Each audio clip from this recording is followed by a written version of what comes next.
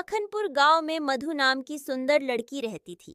वह दूध से मक्खन बनाया करती थी और मक्खन भी बहुत स्वादिष्ट होता था। एक दिन की बात है, वह माखन लेकर दुकान पर जा रही थी। उस दिन राजकुमार राज्य भ्रमण पर निकले थे। उन्होंने मधु को देखा। उनकी नजर मधु से हटी नहीं रही थी। अगले दिन वह उनके पिता सेठ माधवराज से मिले। माधवराज बोले, बेटा, हमारी बेटी बचपन से बहुत नाजों से पली है।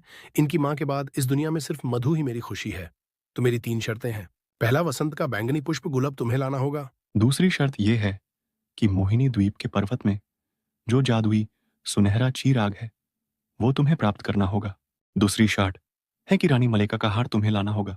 इतना सुनना था कि राजकुमार जंगल की तरफ निकाल गया। राजकुमार को पुष्प का कुछ पता न था।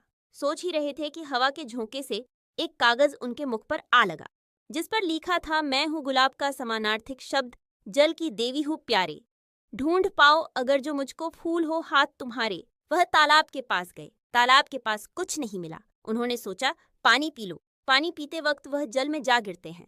तालाब के सतह पर उन्हें एक संदूक नजर आया। वह संदूक लेकर बाहर आए। संदूक खोला तो उसमें एक संदेश था, कोमल हूँ, नाजुक हूँ, कांटों से घिरी, हरियाली के बिस्तर में हूँ मैं छिपी। पास के बड़ी बड़ी घासों के बीच वह गुलाब था। उन्होंने झुककर वह उठाया। अब गुलाब लेकर वह मोहिनी जंगल की ओर चल दिए। चलते चलते उन्हें प्यास लगी। पास में एक नदी थी। वह नदी की तरफ आगे बढ़े। उन्होंने झुककर नदी का पानी पिया। पानी पीने के बाद उन्होंने देखा, वह तो एक झरना था। उन्होंने सोचा, ये तो झरना है, अवश्य इसके पीछे वो जादुई पहाड़ होगा। वो झरने के पीछे गए तो वहां एक पहाड़ था।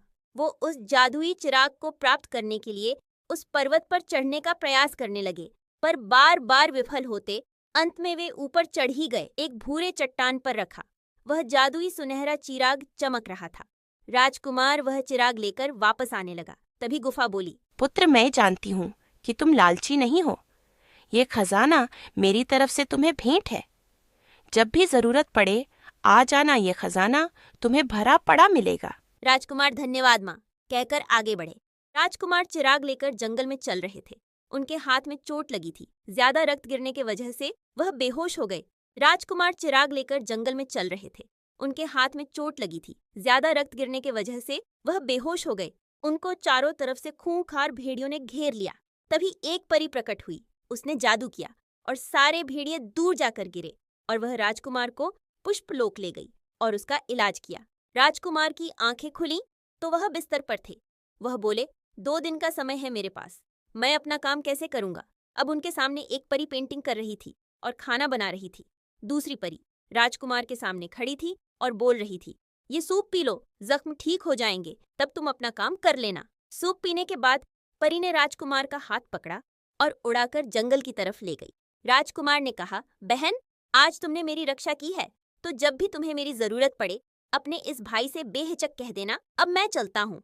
परी मुस्कुराई। तभी पीछे से जिस भेड़िए को परी ने मारा था उसने आक्रमण किया। तब राजकुमार उससे लड़ा और परी को बचाया, किंतु परी को पैर में चोट लग गई थी। वह नीचे बैठकर रो रही थी। राजकुमार ने रानी परी का आवाहन किया। रानी परी प्रकट हुई।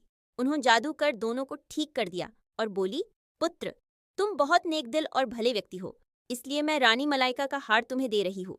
उनकी इच्छा थी कि ये हार किसी नेक दिल व्यक्ति को मिले। उन्होंने वो हार राजकुमार को दे दिया। राजकुमार प्रसन्नता से घर चल दिए। वह अपने राज्य जाकर सेठ माधवराज से मिले। उन्होंने माधवराज को सब बता दिया। सारी चीजें देखकर माधवराज बोले, पुत्र, तुम्हें गुलाब मिला, यानी तुम बुद्धिमान बहुत हो, इसलिए तुम पहली सुलझा पाए। चिराग को प्राप्त करना, उस पर्वत पर चढ़ना मुश्किल था, पर तुमने यह मुश्किल कार्य करके यह साबित कर दिया कि दृढ़ निश्चय से सब संभव हो सकता है। और परी ने यह हार तुम्हें दिया है, यानी तुम नेक दिल हो। परी की रक्षा कर, तुमने यह सभी कर दिया कि तुम मेरी पुत्री मधु की हर हाल में रक्षा करोगे। मेरी मधु के लिए तुम ही उपयुक्त वर हो। शादी तय हो गई। और फिर क्या था, मधु की मेहंदी हल्दी निपटाकर राजकुमार से बारात लेकर आए। मधु और राजकुमार वीर प्रताप की शादी हुई और अब आया विदाई का समय। दुल्हन मधु अपने भाई से विदा लेकर राजमहल पहुंची। राजकुमार ने रानी मधु को सबसे प्रजा से मिलाया और सब खुशी खुशी रहने लगे।